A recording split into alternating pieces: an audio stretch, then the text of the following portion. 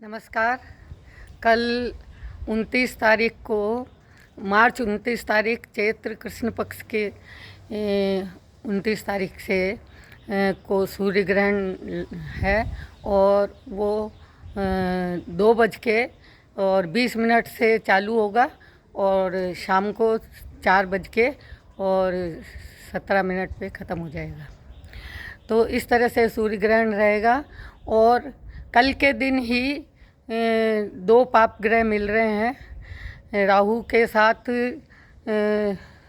शनि का आगमन हो रहा है और मीन राशि में आ रहे हैं ये। उसके साथ बुध भी आ रहा है, शुक्र भी आ रहा है। तो जब दो पाप ग्रह मिल जाते हैं या मतलब दुष्ट ग्रह जब मिल जाते हैं तो उनकी ताकत और बढ़ जाती है।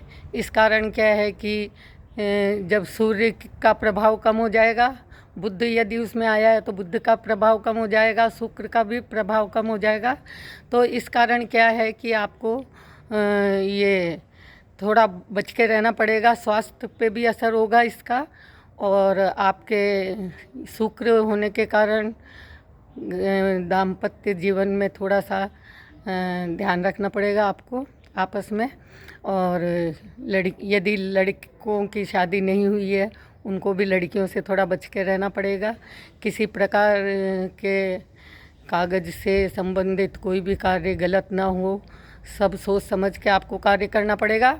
और सबसे ज़्यादा बड़ी चीज़ का ये ध्यान रखना पड़ेगा कि आप यदि गाड़ी चला रहे हैं तो आप संभल के चलाएं, या किसी भी रास्ते में भी यदि चल रहे हैं तो आप, क्योंकि बुध उसमें आ रहा है तो दिमाग जो है वो घुमा सकता है आपका। सीधे चलते चलते उल्टे चल जाएं तो हो सकता है कि दुर्घटना हो सकती है ज़बरदस्ती की। तो इसलिए थोड़ा सा आपको संभल के रहना पड़ेगा। और क्योंकि शनि के आने के कारण क्या है कि थोड़ा सा दुर्घटनाओं का राहु के साथ आने से स्वास्थ्य पे भी असर होता है और इस तरह से गाड़ियों से थोड़ा बच के रहना पड़ेगा। और शनि का आप जो भी, जैसे आप पुरानी चीज़ों को जैसे दान करें, निकालें घर से।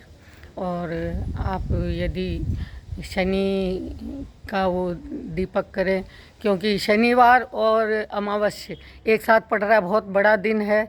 इस दिन क्या है कि दोनों जब पाप ग्रह मिल जाते हैं तो उसका प्रभाव बहुत ज़्यादा हो जाता है। इस कारण आपको थोड़ा सा शनि का दान करना पड़ेगा। काली चीज़ों का दान करिए, आप पुरानी चीज़ों का दान करिए और थोड़ा सा स्वास्थ्य का भी ध्यान रखिए। मेरा कहने का मतलब है कि आप यदि थोड़ा सा भी सोच समझ के यदि आप काम करेंगे, क्योंकि इसका प्रभाव तो वैसे 50 दिन के आसपास रहेगा, लेकिन जब जिस दिन ये बैठते हैं तो उस दिन क्या है प्रभाव ज़्यादा रहता है। इसलिए 29 तारीख का जो प्रभाव है वो सबसे अधिक रहेगा। इसलिए 29 तारीख का विशेष ध्यान रखें आप, और ग्रहण का भी ध्यान रखें। ग्रहण से बाहर ज़्यादा निकले नहीं, और काले कपड़ों का भी धारण थोड़ा कम करें, है ना। और ये दान ज़रूर करें काली चीज़ का, लेकिन कपड़े नहीं पहने उस दिन, और पुरानी चीज़ का दान करें। इन सब चीज़ों का आप ध्यान रखें। और शाम के समय जो है तेल का दीपक करें और घर के बाहर रखें।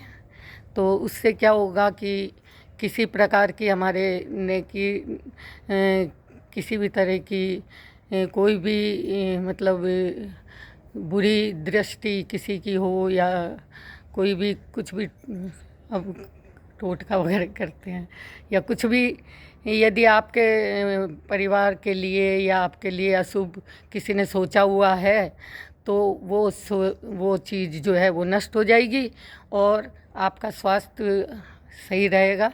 इसी चीज़ का आप ध्यान रखते हुए दीपक ज़रूर करिए तेल का। और उसमें बत्तियां भी चार बत्ती बनाइए और घर के बाहर रखिए। तो उससे आपका जो है सेफ्टी रहेगी, आपका स्वास्थ्य सही रहेगा और आपका परिवार भी स्वस्थ रहेगा। किसी प्रकार की बुरी दृष्टि नहीं रहेगी। तो मेरा कहने का मतलब है कि ग्रहण का भी ध्यान रखिए और अपने स्वास्थ्य का भी ध्यान रखिए और सोच समझ के आप जो है उस दिन बाहर निकलिए और दिमाग से काम लीजिए, है ना। और विशेष करके लड़के जिन्होंने शादी नहीं की हुई है तो लड़कियों के चक्कर में ना आए और औरतों के चक्कर में भी नहीं आए। बस नमस्कार, ध्यान रखिए आप।